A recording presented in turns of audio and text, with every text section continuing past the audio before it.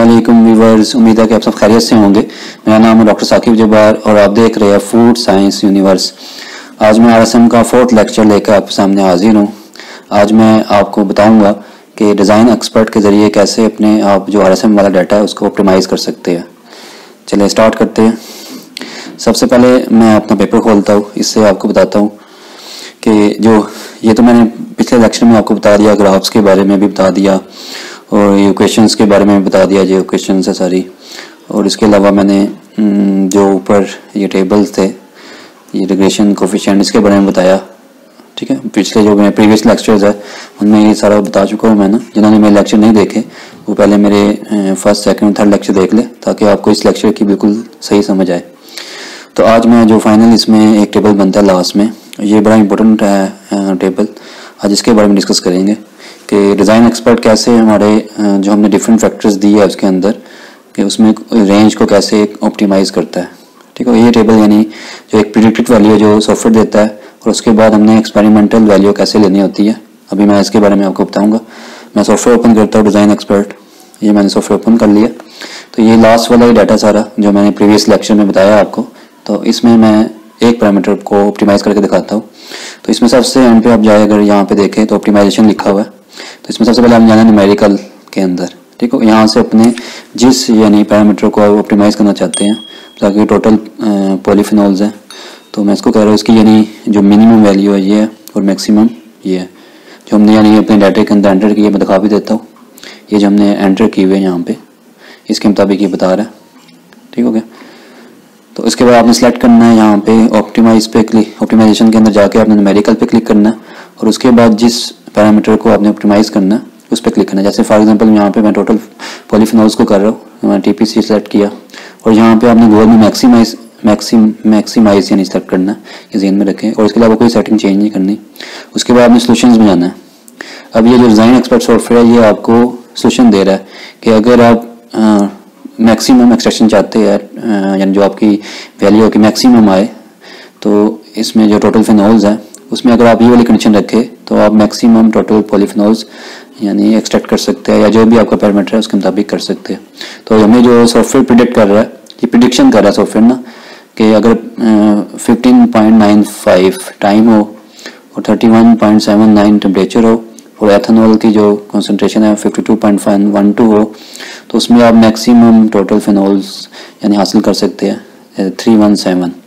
अब करना क्या होता है, तो सॉफ्टवेयर प्रिडिक्शन दे रहा है आपको ना, कि सॉफ्टवेयर ने प्रिडिक्शन दे दी कि अगर आप यानी इस कंडीशन के मुताबिक करेंगे तो आपको टोटल फिनॉल्स की वैल्यू इतनी मिलेगी। तो ये सोल्यूशन यानी उसने खुद दिया, प्रिडिक्शन वैल्यू दिया। ये काफ़ी और सोल्यूशन भी दे रहा है, लेकिन जिस पे यानी ये अंडरलाइन किया हो आपने हमेशा वो सिलेक्ट करना है। ठीक है, सॉफ्टवेयर ने जो सिलेक्ट खुद किया अंडरलाइन करके कि ये वो समझ रहा है कि सबसे अच्छा यानी प्रिडिक्शन जो उसने दिया ऑप्टिमाइज करके, कि इन कंडीशंस के ऊपर आपको मैक्सिमम रिजल्ट मिल सकते हैं। ठीक होगा, ये तो सॉफ्टवेयर ने दे दिया हमें ना। अब हमने दोबारा इसी ट्रीटमेंट को यानी इसी कंडीशंस में अपने सैंपल को प्रैक्टिकली लैब के अंदर रन करना है। ठीक है, ये कंडीशन रखनी है, सेम टाइम, टेम्परेचर और एथेनॉल की कंसंट्रेशन सेम है, जो भी आपके फैक्टर्स है जो हमने रखे हुए, उसको दोबारा आपने लैब के अंदर प्रैक्टिकली रन करना है। और अगर आपकी एक्सपेरिमेंटल वैल्यू, जैसे यहाँ पे मैंने टेबल में शो किया कि ये ऑप्टिमम एक्सट्रैक्शन कंडीशंस है और मैक्सिमम वैल्यू ये प्रिडिक्टेड जो सॉफ्टवेयर ने दिया। ठीक है, उसके बाद मैंने जब सैंपल रन किया लैब के अंदर इन्हीं कंडीशंस को रख के, तो मेरे रिजल्ट आए 316.92, यानी ये प्रिडिक्टिव वैल्यू जो सॉफ्टवेयर ने दी थी और जो मैंने लैब के अंदर परफॉर्म किया प्रैक्टिकली उसकी वैल्यू। इसका मतलब है इन दोनों में आपस में नॉन सिग्निफिकेंट फैक्टर, कोई इतना डिफरेंस नहीं है। तो इसका मतलब क्या है कि जो सॉफ्टवेयर ने आपको प्रिडिक्ट किया है कंडीशंस वो बेस्ट है। यानी इसका मतलब है कि आपकी जो कंडीशंस थी जो आपने स्टार्ट में नहीं दी है, ये मैं दिखा देता हूँ आपने। ठीक है, तो स्टार्ट में जो रन बने थे 17 डिफरेंट इसने कंडीशन बनाई थी मुख्तलिफ, यानी जितने 3 पैरामीटर आपने रखे थे जो मैंने रखे थे इसके अंदर, तो 17 ट्रीटमेंट थी। उन 17 ट्रीटमेंट को इसने फिर ऑप्टिमाइज किया कि इन कंडीशंस में यानी इन ट्रीटमेंट के अंदर किस कंडीशंस पर ये कौन सी ट्रीटमेंट यानी जो बेस्ट है ऑप्टिमाइज रिजल्ट दे रही है। ऑप्टिमाइज करने के बाद वो इसने यहाँ न्यूमेरिकल के अंदर शो कर दिया। ठीक हो गया। और जब आपने प्रैक्टिकली यानी लैब के अंदर ये कंडीशन रखकर रन किया, अगर आपकी वैल्यू एक्सपेरिमेंटल वैल्यू और प्रेडिक्टेड वैल्यू सेम आ रही है, यानी इसमें नॉन सिग्निफिकेंट इफेक्ट है, तो इसका मतलब है आपकी ये कंडीशन ऑप्टिमाइज हो चुकी है कि सॉफ्टवेयर ने जो ऑप्टिमाइज़ किया और हमने प्रैक्टिकली लैब के अंदर जो किया दोनों ऑप्टिमाइज हो चुकी है। तो कहने का मकसद ये है कि जो RSM है या जो हमारा डिज़ाइन एक्सपर्ट सॉफ्टवेयर है ये हमें प्रेडिक्टेड वैल्यू देता है कि जो आपने कंडीशन उसके अंदर एंटर की और उसके बाद आपने अपनी रीडिंग जो लैब में सारा ट्रीटमेंट रन किए उसकी जो वैल्यू आई उसको पुट किया। उसके बाद जो RSM सॉफ्टवेयर है जब ऑप्टिमाइजेशन की तरफ जाते हैं हम तो वो खुद हमें एक यानी ट्रीटमेंट देता है कि ये वाली आपका कंडीशन रखे, इस ट्रीटमेंट को आप प्रैक्टिकली लैब के अंदर अप्लाई करें तो आपके रिजल्ट्स यही आएंगे।